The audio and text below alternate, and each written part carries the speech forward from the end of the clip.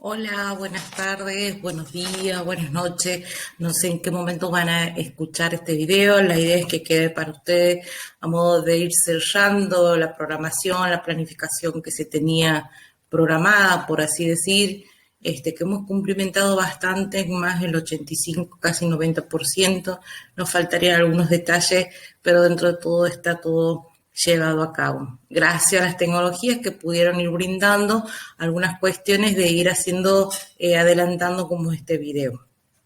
En esta oportunidad, lo que nosotros vamos a desarrollar va a ser motores de combustión interna, motores de combustión externa, que nos permite ir cerrando algunas cuestiones en relación a contenidos, algo tan significativo como es el petróleo, como una fuente de energía, cómo generó a partir del petróleo esas transformaciones energéticas y cómo puso los procesos de producción en el tiempo esta fuente energética.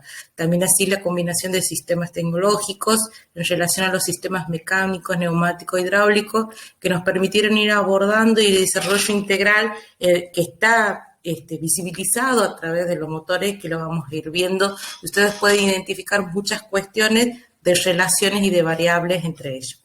Así que te doy la bienvenida y te invito a que recorras la presentación también. Bueno, los motores de combustión externa, justo nos salió el título, se conoce también como combustión externa cuando en una máquina térmica la combustión ocurre en el interior del motor, es decir, no va a haber un bloque, no va a haber una carcasa donde todo ocurra, como en el caso de la combustión interna, ¿sí? Entonces, para que la máquina funcione, requiere de un calor, generalmente de la combustión del carburante. Este calor debe ser absorbido por un fluido para luego expandirse y accionar el movimiento en las diferentes piezas. Bueno, este es el principio de motor de combustión externa. ¿Qué es un motor de combustión externa? Bueno, voy a ir viendo, disculpe, pero ¿qué es un motor de combustión? Son aquellos que pueden transformar específicamente la energía calórica en energía mecánica a través de un proceso de combustión, como le estaba diciendo recién. La diferencia es que este proceso se va a llevar a cabo en las partes externas de la máquina y no en el cilindro o en la turbina. Generalmente este proceso se realiza dentro de una caldera o se realizaba dentro de una caldera donde se calentaba el agua y estando en forma de vapor, va a ejercer en función un fluido activo. Entonces, esta sustancia va a accionar a los pistones y en el caso de un motor alternativo, a los álabes de una turbina cuando ese motor era rotativo. Entonces, en los motores de combustión externa se puede utilizar el gas para que actúe como fluido de trabajo. La diferencia principal sería, obviamente, con un motor de combustión interna, es el lugar donde tiene el lugar de combustión, este último dentro de los cilindros. Seguimos, ¿cuáles serían las partes de un motor de combustión externa? Bueno, son diferentes, ahí lo podemos identificar: el cilindro, pistón, válvula, biela, cigüeñal, amortiguadores, cojinete. Bueno, el cilindro, su función es la de proporcionar el alojamiento en el pistón para que pueda actuar dentro de él. Y se va a dividir en cabeza, aletas y refrigeración, lumbreras, válvulas y bujías. En el pistón, esta pieza es un cilindro que va a tener una forma de buzo con ranuras para que los anillos y un orificio con un pasador que lo sujeta a la biela. Y bueno, en este tiene a su vez partes que son la cabeza, la falda, los anillos estos, las letras de refrigeración. Después tenemos la válvula, hay diferentes tipos de válvulas, pero la tulipán plana, válvula de admisión, tulipán cóncava, válvula de escapes, de admisión, entre otras. Y la biela es fabricada en acero, tiene dos funciones que ejerce, que sería la unión del cigüeñal, ¿sí? Y el pistón es el que va a transferir el movimiento del pistón al cigüeñal, convirtiéndolo siempre en rotativo, ¿no?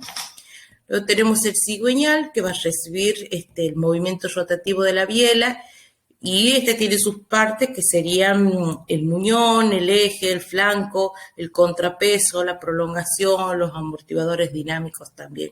Y los cojinetes serían aquellos, se los denomina así, a la superficie, por así decirlo, que soporta a otro y que puede generar una fricción entre tres tipos, por ejemplo, los sencillos, los rodillos, los de esfera.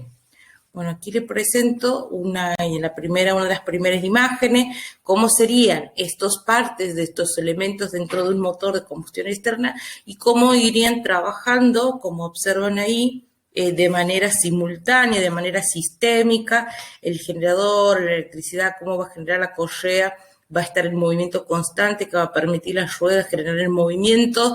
Esta biela que está solidaria a la rueda va a permitir que el pistón, este movimiento de la biela va a permitir que el pistón se deslice de derecha a izquierda, y cómo ese pistón va a ir haciendo que el cilindro también empiecen a salir por los fluidos que están a su vez actuando a través mediante la caldera también.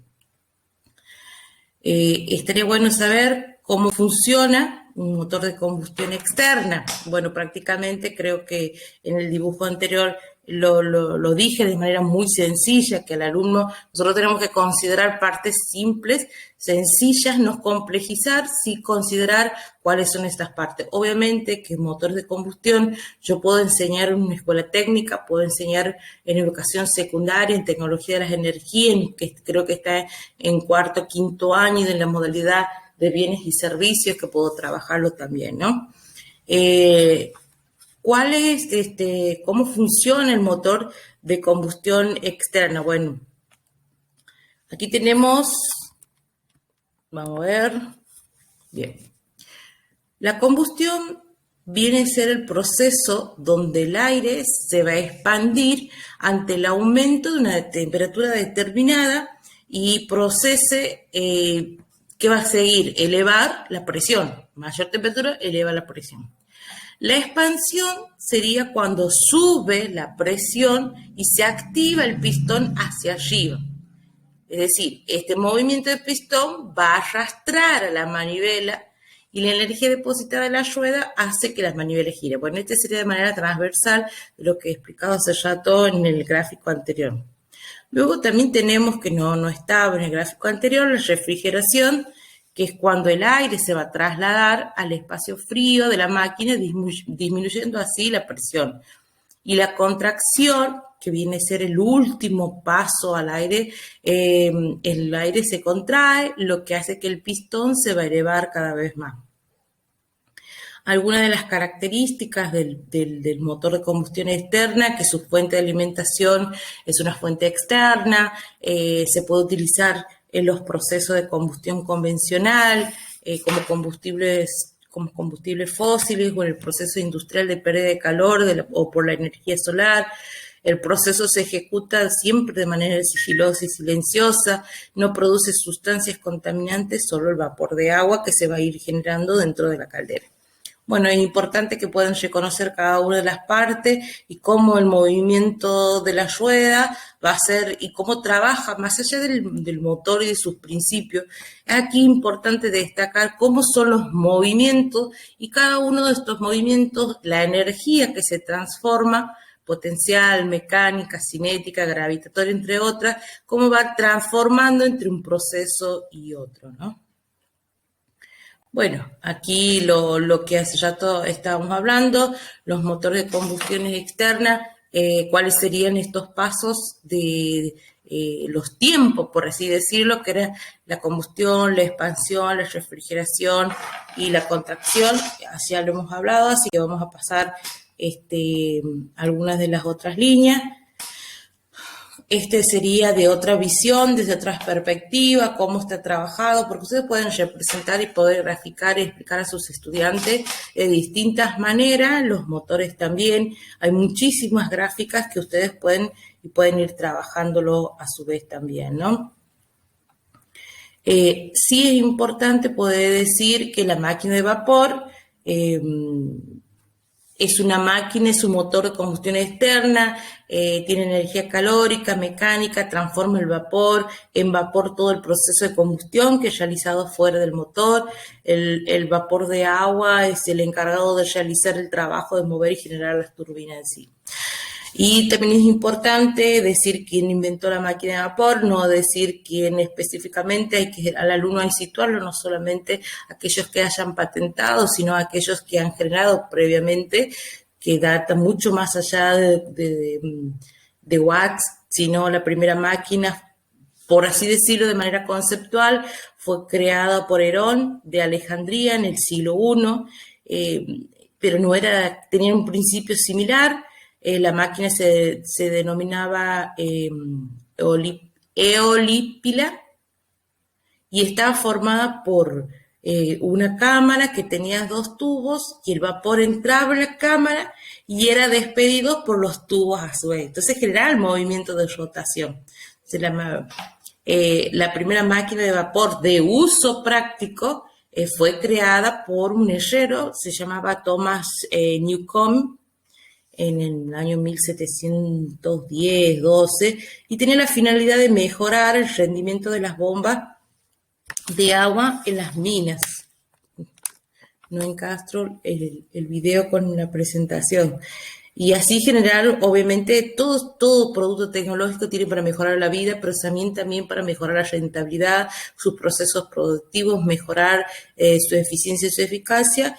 Y obviamente siempre están las producciones, la economía está presente dentro de estos linajes también.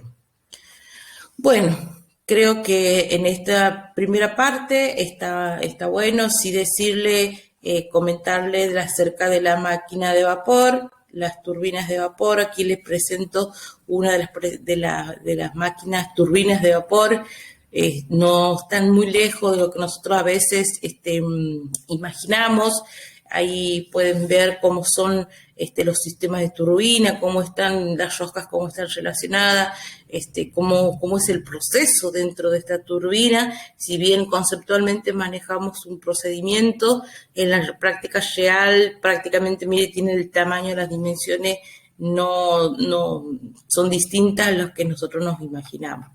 Bueno, eso es fundamental, poder trabajar, poder abordar estas máquinas, turbinas de vapor, pasa por una tobera cuando está dentro del dispositivo en sistema armado y va a perder y disminuir la presión, pero al mismo tiempo va a ganar velocidad del flujo, ya que va a permitir su dirección al hacer la elíptica de esta manera como están los álabes, y se direcciona tangencialmente sobre la turbina y gira esta sobre un conjunto de álabes que son los que absorben la energía de la corriente del vapor. Eso es mucho más eficiente en los tipos de rendimiento, ¿no? ¿Cómo funciona específicamente? Bueno, el vapor se obtiene de una caldera que hace hervir el agua. La caldera no forma parte de una estructura de una turbina, puede usarse el petróleo, el gas, el carbón o el uranio para calentar una caldera. No estamos hablando a la máquina del vapor específicamente, y saquemos esa idea mitificada que tenemos que solamente una turbina de combustión, un motor de combustión externa solamente se da en los motores de la máquina de vapor. Es el principio que nosotros generamos y le podemos explicar a nuestros alumnos, pero que se puede trabajar tranquilamente en una central en esta combustión también, ¿no? Porque si estamos hablando que esta máquina, generalmente las centrales térmicas producen este tipo de turbinas, disculpen. Entonces, en este caso, el vapor se va a producir y tiene una alta presión y una alta velocidad. Y para comprender de qué se trata, hay que hacerse la idea como, por ejemplo, una olla con un pequeño agujero donde sale el vapor. Bueno, uno de los tubos, que son las toberas, llegan al vapor y se generan las calderas hasta las turbinas. Y cuando el vapor llega a las turbinas, choca con una de las paletas haciendo girar la turbina, y el eje de esta tiene la que va a trabajar junta con el carrete y va a ser la producción de transformación energética. Como podrán observar, tiene casi el mismo principio de transformación energética de todas las turbinas o las centrales donde se trabajan la fuente de energía que va a producir, va a transformar. En ese proceso de transformación hay un proceso que enlaza los tipos de energía y transforma un tipo de energía a otra, mecánica cinética, cinética mecánica, de una energía mecánica eléctrica. Todos tienen el principio, pero que pueden ser generados de distintos insumos, recursos materiales, en este caso de distintas fuentes energéticas, y en este caso estamos hablando a través de un motor de combustión externa, poder trabajar con un recurso, una fuente energética, como sería el petróleo, el carbón, entre otras cuestiones, que va a permitir su proceso, pero que también puede generar una transformación energética y que puede generar energía eléctrica a su vez. Bueno, ahora lo que vamos un poco a pasar, bueno, aquí tengo una pequeña evolución a través del tiempo que les dejo. Esto sería más bien sobre las máquinas de vapor. Entrar en esto es entrar un poco de la historia, de la revolución industrial, las revoluciones tecnológicas, pero que esto considero que ustedes ya lo están viendo, revisando en otras disciplinas, que lo mismo lo irán trabajando a través del tiempo. No nos quedemos con esta transformación energética que quedó con ese motor de combustión, con una caldera, sino que se fue transformando ese proceso. Pero sí considerar que a nuestros alumnos de este pequeño gran concepto que el vapor procedente de la caldera se expande en el cilindro y mueve el émbolo, y hay dos entradas de vapor que serían las lumbreras que funcionan alternativamente como lumbrera de admisión y escape, y que ahora la veremos como unas válvulas de, bueno, ahí la están como válvula de corredera, pero nosotros lo tenemos como válvula de admisión y compresión en el motor de combustión interna. Pasamos a esta parte. Poder relacionar y poder hablar de los motores de combustión interna nos permite revisar hacia la historia, y el primer verdadero motor de combustión fue fabricado por el revendedor Cecil en Inglaterra, alrededor de 1820, cuando fue a obtener una patente, y los jueces pensaron que era una broma, nada había sido mejor que una máquina de vapor hasta ese momento. Entonces creían que era algún tipo de espía preparando una broma para transformar el modernismo en Inglaterra, pero cuando Cecil activó el artilugio, los jueces se sorprendieron cuán poderosa era esta máquina, ¿no? Tenía un 5% de eficiencia, pero podía levantar cosas muy pesadas con el doble de velocidad que una máquina de vapor, y que lo hacía con cosas más ligeras. Entonces las máquinas de vapor tenían que ser alimentadas constantemente, y que depende más del poder de los hombres que palean el combustión, del potencial del motor en sí. El problema era que el motor de este señor era caro, como siempre cuando empiezan los productos a desarrollarse, hasta que no tiene la rentabilidad, una eficiencia, una determinación, siempre son caros. Por lo tanto, la edad de vapor en ese momento continuaba, y bueno, continuó un poco más, pero este modelo exacto de motor se perdió hace tiempo. Sabemos que fue el comienzo de la revolución de combustión interna, y que se fueron sacando algunas cuestiones o principios o ideas caracterizadas de la combustión interna. Entonces, la explosión del combustible en el interior de un motor de combustión no hace ninguna diferencia en la cantidad de energía generada por la explosión del combustible en el exterior como una de las máquinas del vapor. Así que otro hombre que vino después de Francia, Barnett, inventó un motor simple muy parecido al que Cecil alrededor del 1838, y lo conectó a su carruaje y desató los caballos, e hizo un pequeño viaje en ese entonces por París.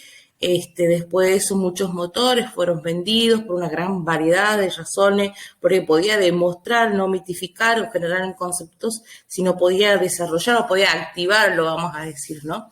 Y ya por luego vinieron muchos autores, muchos científicos que podríamos decirle innovadores en su tiempo, muchos tecnólogos, y diseñaron un motor, pero nunca logró materializarlo, y más adelante dos alemanes tuvieron la idea de poder trabajar estas concepciones e ideas anteriores, y que son los llamados Otto.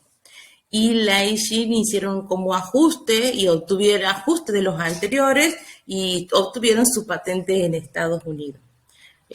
Hablamos de unos 40, 50 años más tarde de lo que Cecilia empezó a presentar, lo que de Barnett y fue implementando en el 38. Los motores de combustión interna van a proporcionar una excelente capacidad de conducción y durabilidad. Y bueno, se hicieron muchísimos vehículos de transporte por carretera que dependen de ellos justamente, pero que tenían una particularidad que su combustión era diferente, que dependían de una gasolina o el diésel y también podían utilizar combustibles renovables o alternativos, por ejemplo, el gas natural, propano, biodiesel o etanol. Se puede combinar hoy en la actualidad con trenes híbridos para aumentar la economía del combustible, los sistemas eléctricos, entre otras gamas de vehículos también que se fueron desarrollando a través del tiempo y que tiene que ver con la historia y evolución tecnológica, cómo se fue esta idea tan loca, tan llegada como broma en su momento de Cecil, se fue transformando y generándose en algo tan poderoso como lo que ahora maneja las grandes industrias también, ¿no? Y en donde hoy en día ya se está reinventando, resignificando esto de combustión interna y combustión interna, y que estamos hablando más bien de vehículos eléctricos híbridos disponibles para acelerar, obviamente, la entrada de las diferentes tareas en el mercado. Bueno, eso nos lleva a grandes transformaciones, a grandes cambios también, ¿no? Vamos un poquito a lo que es el motor de combustión interna. Como les decía, tiene que ver con la evolución a través del tiempo, muy significativo y que llegaba a dar un lugar de transformación a través del tiempo, hablaba de modernidad y de evolución también. En este caso, evolucionaba la máquina de vapor, que a diferencia de esta, aprovecha la presión del agua, pero que genera una combustión externa. El trabajo se obtiene por la combustión interna en este caso, y que es una mezcla de aire y de combustible. Bueno, ustedes tienen un pequeño motor ahí que se observa, en donde tiene de la mano izquierda la mezcla de aire y combustible, y va a salir los gases de escape en esta circunstancia. Bueno, aquí me gustaría presentarle a alguien que es el ingeniero Lenoir, que construyó el primer motor de combustión interna en el 1860 y que consumía gas de alumbrado, ¿no? Y que aprovechaba el 3% de la energía producida, es decir, todos los motores y la evolución de esto se fueron transformando, pero vieron su factibilidad y viabilidad en cuanto a la eficiencia energética que iban produciéndose. Entonces, unos años más tarde, el Otto, que es el que genera, mejora esta idea, mejora siendo el primer funcional el ciclo de 4 tiempos específicamente, y disponía del encendido de una chispa externa y accionaba por pistones alternativos, y pese a esto era demasiado grande y pesado para ser utilizado en los automóviles, se empezó a fabricar grandes cantidades para la aplicación, y en honor a su fundador se denominaría Otto, pero quedó registrada para referirse a este tipo de motores hasta la actualidad, ¿no? Bueno, ahí, miren, le presento algunos motores, cómo se fueron consumiendo, cómo fueron implementando. No solamente Otto llega aquí, Lenoir también tiene su beneficio, porque a partir de la implementación del motor Lenoir se pudo llegar al primer motor Otto, donde tenía ciclo de 2 tiempos, que bueno, aquí hay otras personas que han intervenido, no solamente esto nada más. Bueno, después tenemos a alguien muy importante que se fue sumando a estas presentaciones, a este trabajo tan arduo, que sería Benz, que obtuvo la patente alemana en su primer automóvil, que se trataba de un diseño de triciclo con un chasis tubular, propulsado por un motor de disposición horizontal monocilíndrico de 954 centímetros cúbicos, con una potencia declarada de 2/3 de caballo de vapor a 250 revoluciones por minuto, ¿no? Es algo que era estandarizado en ese momento, pero que en estos tiempos queda tan ameno, pero significativo a su vez, porque partió de una idea principal y se la fue transformando. Su primer vehículo era propulsado por 4 ruedas, muchas caracterizaciones muy específicas que se fueron cambiando y que dieron lugar a Motorgain, el primer vehículo automóvil, y después el primer motor de 2 cilindros, que lo están observando en la presentación, pero que tiene que ver con alguien importante que hizo también su desarrollo aquí, que fue Rudolf Diesel, que inventa el primer motor de autoignición y que funciona con combustibles pesados y que más tarde llegaría a ser el motor diésel en sí, ¿no? Este era uno de los grandes proporciones y lentos en diseño, pero que su compleja construcción conllevaba a altos costes de producción. Los primeros motores diésel eran sencillos, incómodos, pero su elevado nivel acústico y en general presentaba comportamiento de aceleración en comparación con los motores de gasolina. Bueno, y así se fueron desarrollando, se fueron trabajando algunas cuestiones que se fueron mejorando hasta la actualidad también, ¿no? Bueno, ¿qué más decirle acerca de esto? Ha habido muchas grandes invenciones que modificaron y transformaron, pero uno de los grandes que genera el motor de explosión interna de gasolina fue Otto, creado por pero modificado, porque Leinor es el que implementa y empieza a trabajar. Pero Otto maneja los 4 tiempos. Habla de una combustión interna realmente operativa, con un diseño original, consistía en un dispositivo monocilíndrico, dotado de un volante de inercia montado en una base y capaz de funcionar como gasolina también, ¿no? Entonces, bueno, tenía mucha positividad en este sentido. Cuando hablamos de motor y empezamos un poco con los motores de explosión, teníamos nosotros primero un motor de máquina de vapor, pero la fuerza se puso en marcha en la revolución industrial y no dejaba de tener limitaciones y que te permitía conectar la globalización, achicar la brecha de las globalizaciones y las grandes internas de determinados países, y se permitió la producción, la mercantilización, la industrialización, entre otras cuestiones que se fueron dando cada vez más la evolución en tiempo de fábricas o sistemas de transporte con grandes dimensiones, como los trenes y barcos, pero fue muy difícil poder adaptar estos sistemas a pequeños como el automóvil, pero que el vapor contiene una determinada cantidad de energía y esto podía modificarse o cambiarse por el poder de decir este dispositivo que me va a permitir transformar la energía en movimiento. Y bueno, y así surgieron estas grandes invenciones. Sí me gustaría comentarle que tenemos, hay 2 tipos de motores de combustión, actualmente, como el motor de encendido de chispa y motores y el diésel que está en la actualidad. Podemos decir que se maneja por el diseño, la eficiencia, el peso, la fiabilidad de los motores de explosión, ¿no? Pero que también si existieron otros sistemas basados en principios, por ejemplo, lo que acabo de nombrar, el diésel, Stirling y Wankel, que son que no solamente se incorporaron en automóviles, pero iniciaron su principio industrializado en automóviles y comenzaron a ponerse motores de explosión en tipos de vehículos como las motocicletas, los aviones, los autobuses, entre otras implementación a distintos sistemas que permitían lo que vuelvo a decir, la evolución y la mejora en el tiempo a través de la transformación, ¿no? ¿Cómo funciona entonces un motor de combustión interna? Bueno, le presento las partes de un motor de combustión interna. Tiene la válvula de admisión, que sería el ingreso, la entrada de combustible. Tenemos la bujía, el cilindro, la válvula de escape, la leva que va a permitir subir y bajar, la biela y el cigüeñal, y ahí tiene el pistón, el émbolo que va a producir.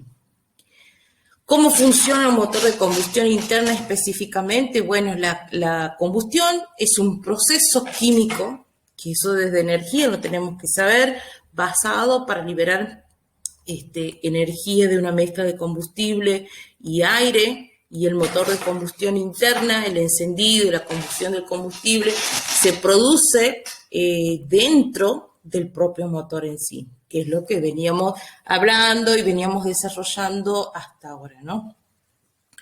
Luego, conveniente parcialmente librando las energías en el trabajo. Entonces, el motor en su forma más básica consiste en un cilindro fijo y un pistón en movimiento. Entonces, los gases de combustión en expansión empujan el pistón y a su vez gira el cigüeñal.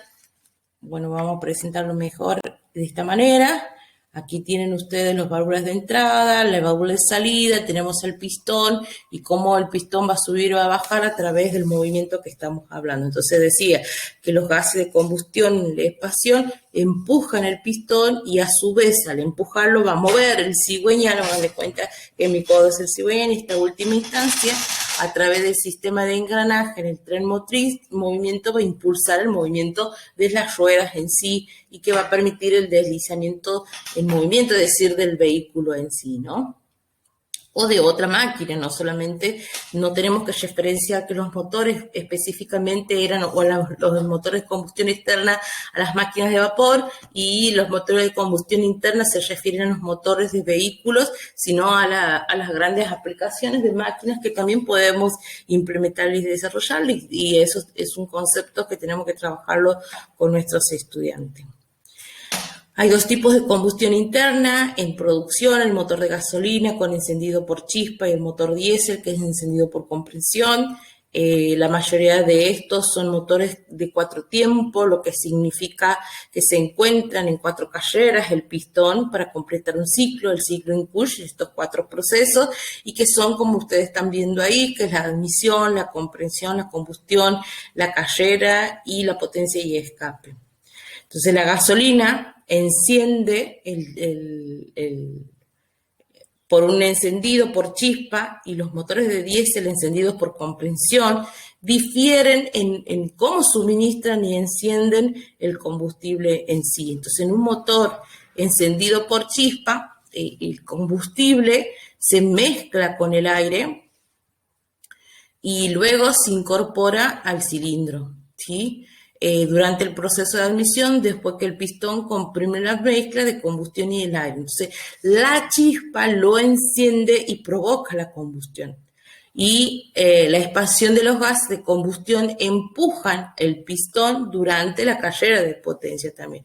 Por otro lado, podemos decir que los motores diéseles solo se introducen el aire en el motor y luego lo comprime. Entonces los motores diésel rocían el combustible en el aire comprimido, calienta a una gran velocidad adecuada medida, lo que hace que se encienda. Esta diferencia va a ser la razón principal por la que el diésel provee mucho más torque que la gasolina y tiene un uso mucho más rudo, en el que pueden ver las caracterizaciones, algunas cuestiones que a veces son mejores su aplicación, ¿no? Bueno, aquí yo le presento un poco lo que es el motor de los motores. Ya le he presentado el motor de admisión y compresión. Ahora vamos viendo los otros tipos de 2 tiempos.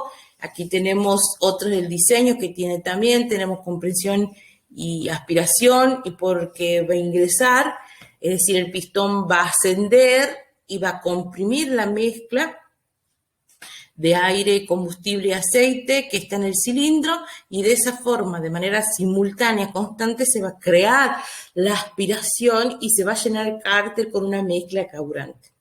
Después tenemos el otro tiempo que tiene este motor, que es la explosión y escape de gases, como que está centralizado en 2 tiempos juntos. Entonces, por este medio que pasa la chispa ocasionada por una bujía, se prende la mezcla comprimida y se crea una explosión que empuja al pistón con una fuerza hacia abajo dentro del cárter. Entonces la mezcla de carburante se precomprime y por acción del pistón va a descender. Es un momento específico donde el pistón libera la lumbrera o el canal de escape también en el cilindro y deja de salir estos gases resultantes del cilindro. Entonces después de la lumbrera a la carga, lo que conecta el cárter con el cilindro, y de esta manera la mezcla precomprimida pasa a llenar el cilindro y libera los restos de gas. Entonces queda ahí todo listo como un ciclo nuevo, y este tipo de motor se usa generalmente en los motores de poca cilindrada y porque es muy económico, y